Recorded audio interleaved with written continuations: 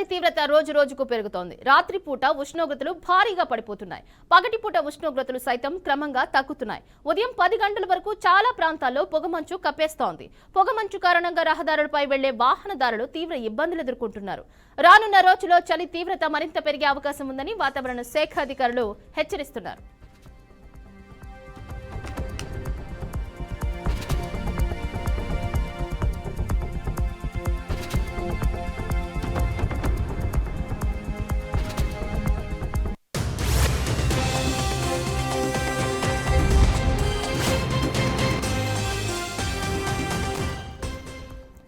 రాష్ట్రంలో గరిష్టంగా గంటకు 11 కిలోమీటర్ల వేగంతో గాలులు వీస్తున్నాయని అధికారులు తెలిపారు.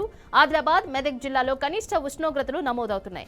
ఈ రెండు జిల్లాల్లోని చాలా ప్రాంతాల్లో ఉష్ణోగ్రతలు 10 డిగ్రీలకు పడిపోతున్నాయి. ఇక హైదరాబాద్ శివారు ప్రాంతాల్లోనూ చలిపులి పంజా విసురుతోంది. కొన్ని ఏరియాల్లో 15 డిగ్రీలకు దిగువన ఉష్ణోగ్రతలు నమోదవుతున్నాయి. నేడు పగటిపూట ఉష్ణోగ్రత గరిష్టంగా 29 డిగ్రీల సెల్సియస్ ఉంటుందని వాతావరణ శాఖ అధికారులు తెలిపారు. రాత్రి వేళ చలి తీవ్రత ఎక్కువగా ఉంటుందని ప్రజలు జాగ్రత్త తీసుకోవాలని అధికారులు తెలుపుతున్నారు.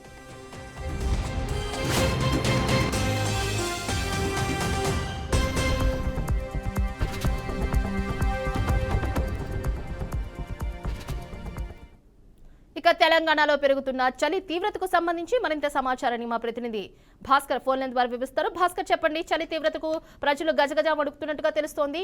ఎన్ని డిగ్రీల మేర ఉష్ణోగ్రతలు నమోదవుతున్నాయి? అక్కడున్న స్థానికులు ఏం చెప్తున్నారు?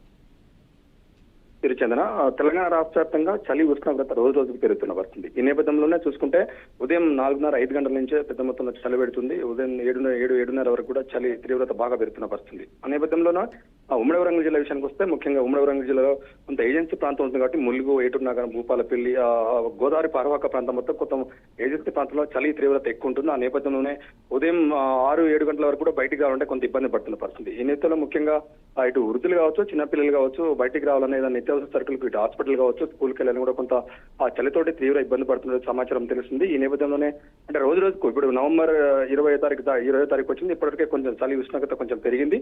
రానున్న రోజులు మరి ఇంకా డిసెంబర్ మాసం వస్తే కనుక పెద్ద మొత్తంలో చలి తీవ్రత ఎక్కువ పెరిగే అవకాశం ఉంది. ఈ నేపథ్యంలో ఇప్పటికైనా కొంత మార్నింగ్ వేళల్లో కొంత టైమింగ్స్ మార్చుకోవాలని చెప్పి ఇప్పటికే చెప్తున్న ప్రభుత్వ పరంగా అన్ని హెచ్చరికలు జారీ చేస్తుంది. చలి తీవ్రత ఉండే ప్రాంతాల మొత్తం కొంత కంట్రోల్ చేయాలని చెప్పి ఇప్పటికే దానికి సంబంధించి మున్సిపాలిటీ సిబ్బంది కావచ్చు, ఆ నేపథ్యంలో కొంత క్లీనింగ్ కావచ్చు, ఇట్లా దోమల లేకుండా మొత్తం పెద్ద మొత్తంలో ఏర్పాటు చేసిన పరిస్థితి ఉంది.